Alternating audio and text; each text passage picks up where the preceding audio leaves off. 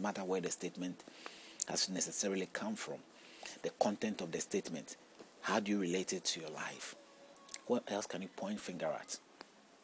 I'm looking, because the book, I'm a Christian, I am bound to the ways of Christianity.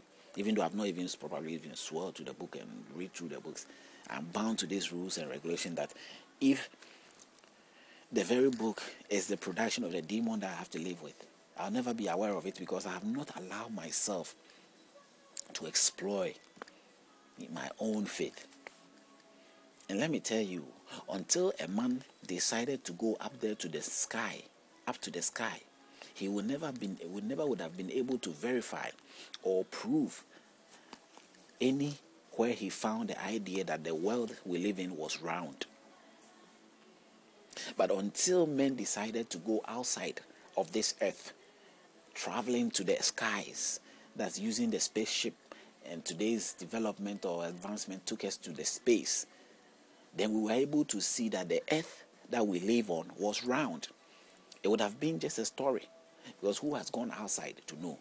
And so in the same procedure, if you want to know what Christianity is about, if you want to know what Islam is about, you need to go outside of the world of the Islamic people.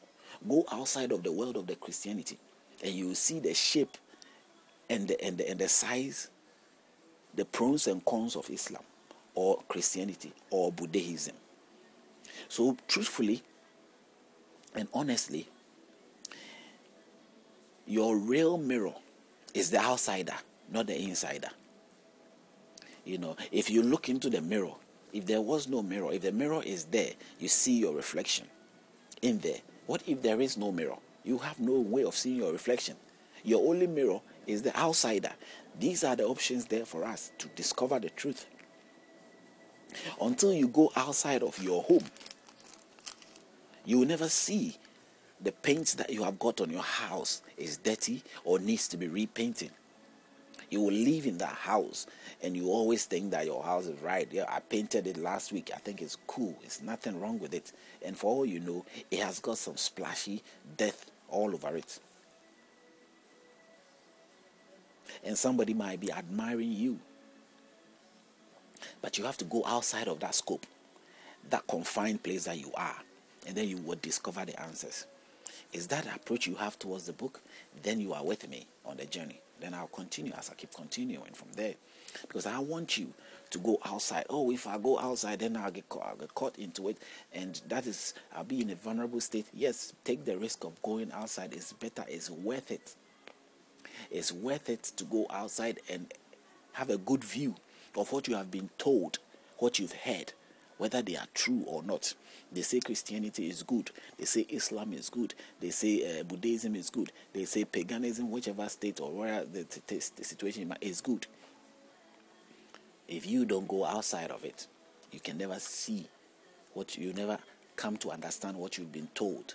Because you are only hearing what you are meant to hear and what you are meant to believe. That is what you are being told. Whether what you are meant to hear by the institution is wrong or right, you have no chance of discovering it, because you've not given your ears room, or your mind and your brain room to sort of explore and judge and weigh things out yourself. Your maturity and your responsibility is very much a core of your maturity and your understanding and your responsibility. It is part of your idea of maturity and growing up and knowing and discovering. It's not somebody's, it's yours. It's part of that. If you claim maturity and you claim responsibility and you claim faith or you claim whatever, it is your responsibility to discover it. To discover it. And I bet you will be outside there and you will see that what you are being told is not true. You will then realize the lapses in and you also see the things that are true in there. It's the same way. I mean, if the white man or that person who decided to go to moon did not have the opportunity and the technology and idea to go there, you can imagine. We would have been living our life believing in heaven and earth as it is meant to be. Our literal explanation, that's all we would have known. But now we know much more. we can decide to realize that if heaven is set, is a big atmosphere out there. There is Pluto, there is other planets there, you know. But before, how would we have known who would go outside this earth? Now people are even doubting about heaven because they've gone up there to the end. It's a huge place. So that you can doubt, but there is limit to how much you can doubt.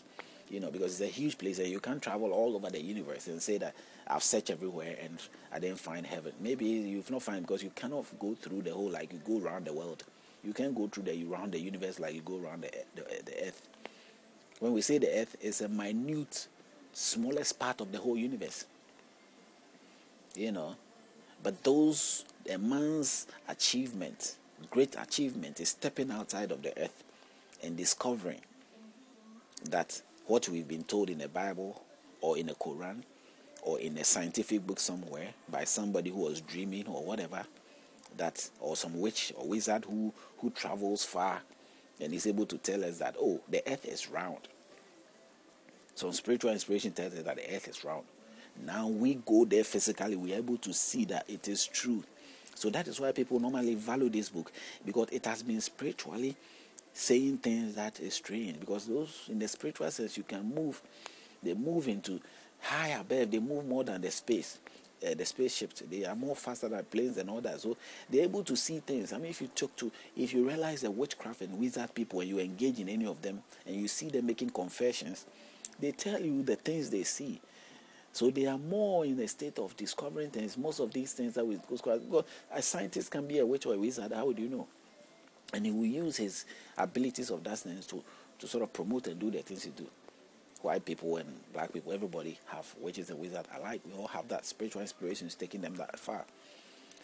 But you, the physical human being who haven't got these abilities, if you want to know the truth, if you want to understand the truth, it requires for you to make a step. Or else you live in doom forever for the rest of your life. You live under the umbrella of what we have seen people being stuck into. They are into some religion, some faith. Any other religion that you are into right now, that you are stuck in there.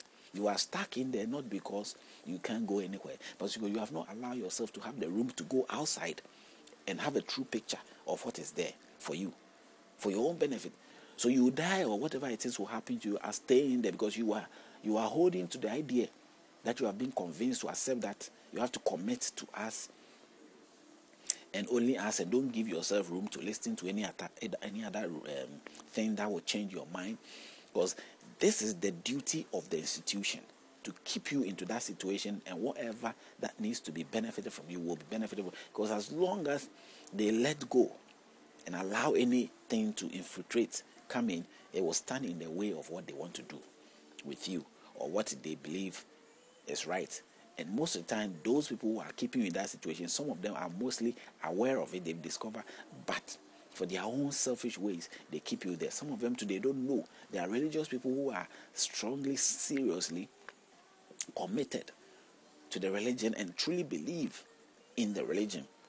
And their own peers or, fellow mates make mockery of them sometimes in privacy, and you can see some religious person, he's a very old person, but he has believed strongly that he hasn't taken the chance to sort of go outside of the religion and be in a situation of an atheist or whatever to discover the faith.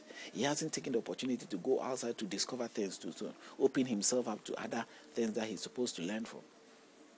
This world is a big place. If you never had apple before and you saw others tasting it, eating it, and not liking it, and you decide not to taste it because you feel it's going to spoil your appetite as you're tribally not in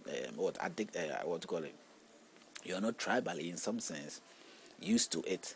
You live forever in your own shadows, and you will never discover that apple is another fruit that other people like you are eating, and it has no harm to you. It will not destroy you. Your appetite is just another fruit that you never knew.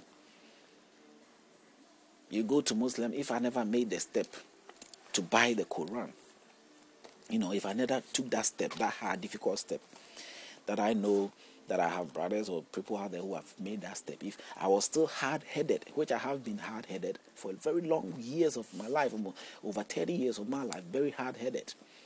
But if I had earlier on known this, maybe descending from father or parents, whatever,